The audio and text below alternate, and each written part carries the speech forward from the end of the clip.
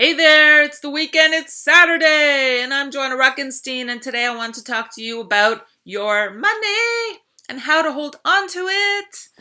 So, the other day I was reading an article about a cook's salary and how the salary was still below the poverty line, and I remember how painful it was for me to try and make ends meet, to try and do good, like fun things for myself, go on a trip once in a while.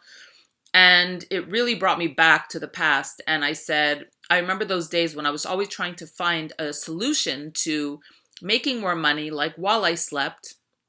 And in those days, I wasn't paying attention to it as much as I am now, of how to make money besides working for it. Okay. You want to make your money work for you. You want to have money for a rainy day or in case of emergencies. And working doesn't always make you money. Okay, your money needs to be able to grow without you slaving for it, to be honest. So I asked some people that have been like my mentors with regards to investing, with regards to just saving money and how to make your money work for you. And I created this article called The Art of Investing. So I'm going to read it to you and interject with a couple of my tips. And so here it goes. The art of investing. I think what's very important early on is to learn the art of saving. As a young person, my parents gave me a metal savings box given in those days by the city and district savings bank. When I put coins in, I could not take them out, as I needed the key from the bank to open it. Therefore, it was a commitment after I placed money into it. Today, I think that young people need that type of commitment, putting aside money for savings. Where to place that money is the other question. Money for investment, I think, should be placed in two different accounts based on your income. For high-income earners, use an RRSP account plus a tax-free savings account. So RRSP is a registered retirement savings plan, which you can get in Quebec, and a tax-free savings account you can get anywhere. Otherwise, it's better to start with a tax-free savings account, as any investment done through there does not incur tax. You're allowed to contribute now Canadian money, $10,000 per year of money starting in 2015, money that has already been taxed, in other words, your free money. How to invest? Well, everybody is different. Some people want to personally choose their investments, while others want someone with a track record to look after their money. If you choose to invest by yourself, note that it is easy to buy a stock, but it is more difficult to sell a stock. Why? Because emotion comes into play. When your stock goes down, you think, should I sell now or maybe it will go up from here?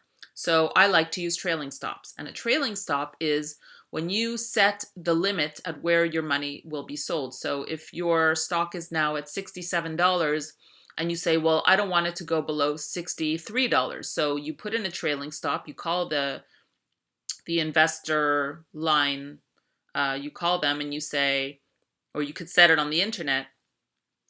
You say your stock is at 67, you put in a trailing stop at 63, so if the stock goes to $63, it sells automatically. You don't have to worry about it. And you should do that with all your stocks, by the way. Money should be sitting on the sidelines of your account to buy underpriced securities that are good long-term investments. Bonds today. Many young people don't favor them as interest rates are low, and you have to pay income tax on the interest, so it's like watching grass grow.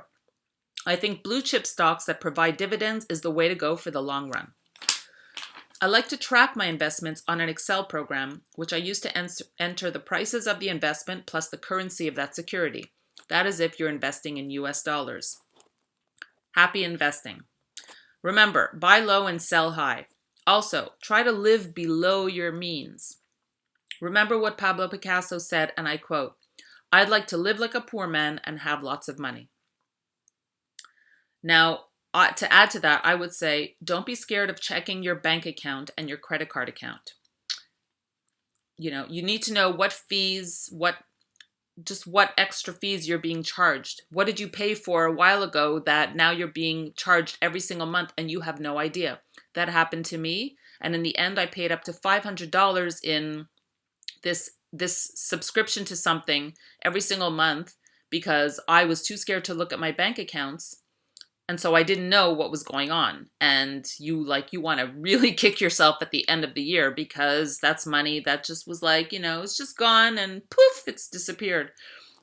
So always be in control of your money. Always know where it's going. Sorry.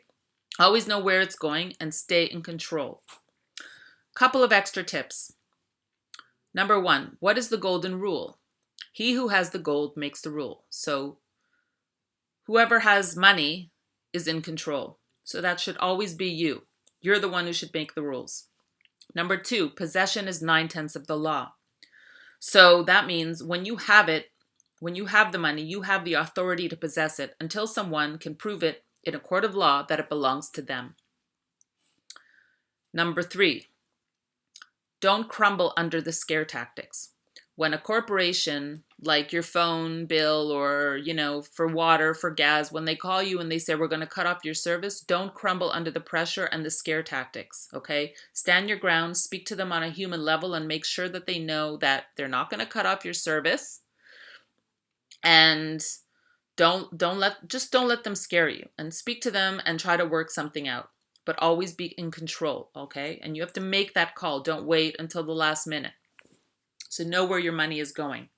Last tip, number 4. What is the art of negotiation? The first person to name a price loses. So if you're trying to negotiate something that includes money, like a salary or a product,